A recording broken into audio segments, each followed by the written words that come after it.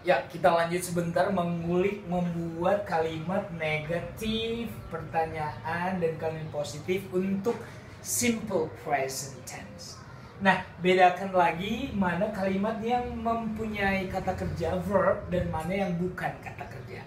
Karena kalau kata kerja nanti seperti di sini ada kata kerja came, watch, sang, itu kata kerja.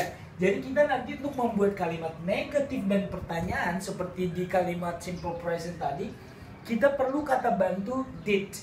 Kalau di simple present kita pakai kata bantu do and does. Ada dua. Sedangkan untuk simple past gampang banget karena hanya punya satu kata bantu did. Tetapi khusus kalimat yang mengandung kata kerja. Dan ingat, ciri-ciri simple past, hanya simple past lah yang menggunakan bentuk kata kerja bentuk kedua, ya. Hanya simple past yang menggunakan kata kerja bentuk kedua. Sedangkan untuk yang non-verb kita selalu menggunakan to be. Tetapi untuk simple present to be-nya ada 3. I am, she is, he is, it is, they are, we are, ya pakai are, is, am, are, ada 3. Sedangkan untuk simple past hanya ada 2. Yang tadinya I ke am, I sekarang masuknya ke was. Jadi ada 2. Was dipakai untuk I, she, he, it, dan were dipakai untuk you, we, they. Ingat, ini disebut dengan non-verb karena di kalimat ini tidak ada kata kerja. Makanya kita membutuhkan to be. Itulah ciri-ciri non-verb. Kita masuk ke yang verb dulu ya. Budi came to my house last night. Budi datang ke rumahku tadi malam. Itu kalimat pernyataannya.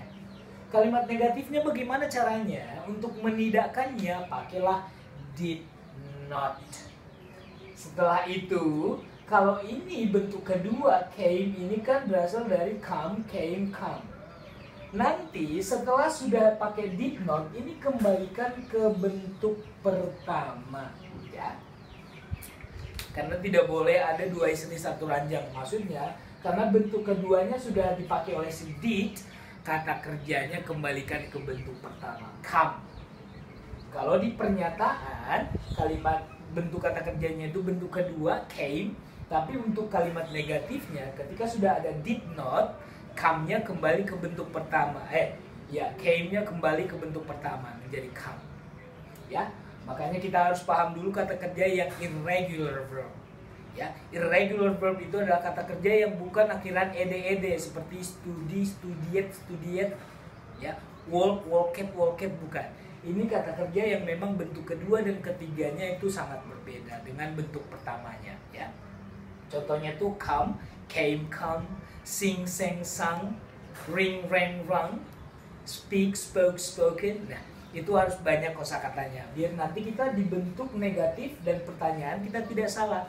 Karena bentuk negatif dan pertanyaan karena sudah ada did, ini kata kerjanya harus ke bentuk pertama. Ingat, ini harus ke bentuk pertama, ini harus ke bentuk pertama karena bentuk keduanya sudah dipakai oleh did. Ingat ya.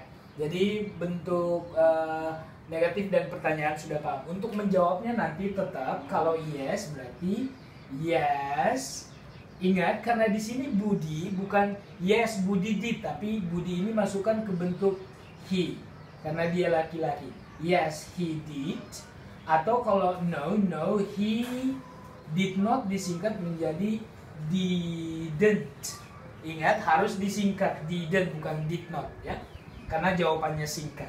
Kalau yang ini Utari and I, karena ada sudah 2 orang berarti we kan? Yes, we did, ya. Itulah untuk membantu kita membuat kalimat pertanyaan dan jawabannya. Yes, we did atau no, we didn't. Ini harus kita pahami. Kok Pak di sini kan ada 2 subjeknya Utari dan saya. Kalau kita memahami, Utari dan saya itu kan maksudnya kami kan. Karena ketika I ditambah dengan benda atau orang lain, itu sudah menjadi kami. Jadi kami itu we. Jadi nggak boleh yes, Utari and I did. Jangan. Karena Utari and I itu kalau itu digabung menjadi we. Jadi kalau ada nama di kalimat itu, untuk membuatnya menjadi kalimat pertanyaan jawaban singkat nanti, nama itu masukkan ke kelompok mana dia. Kalau Mario berarti he. Kalau Maria and Mario, dua orang berarti they. Karena mereka kan. Ya, jadi nggak boleh yes Mario and Maria did, bukan. Yes they did. Ya. Contohnya di sini Utari and I. Utari dan saya berarti kami kan. Berarti di sini we. Ya. Itu khusus untuk yang nanti nama. Tapi kalau untuk she, he, it, Ayu, Dewi itu tetap ya. We di sini juga kalau we berarti kalau ditanya, ini saya bilang tadi kalau nanti subjeknya I dan we, nanti untuk pertanyaannya itu ganti ke you. Jadi seperti orang lain yang bertanya ke kita. Contoh ini, kami menyanyikan sebuah lagu baru aja tadi ya. Kami tidak menyanyikan sebuah lagu tadi. Did you? Jadi bukan we. Jadi nggak mungkin kita bertanya ke diri sendiri, apakah kami menyanyikan? Jadi ini seolah-olah orang lain yang bertanya kepada kita.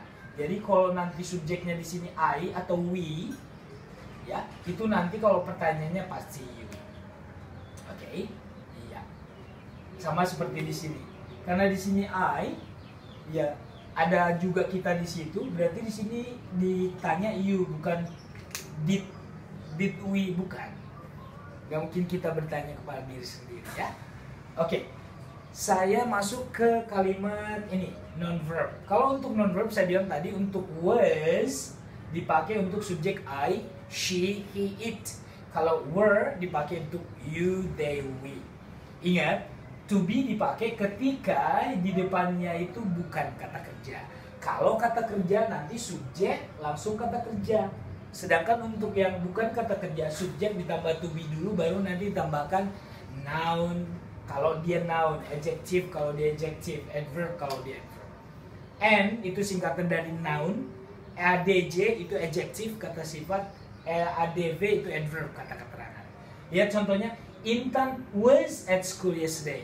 Jadi meskipun di sini tidak dituliskan she, he, it, kita harus memahami Intan ini kan perempuan, berarti ini she.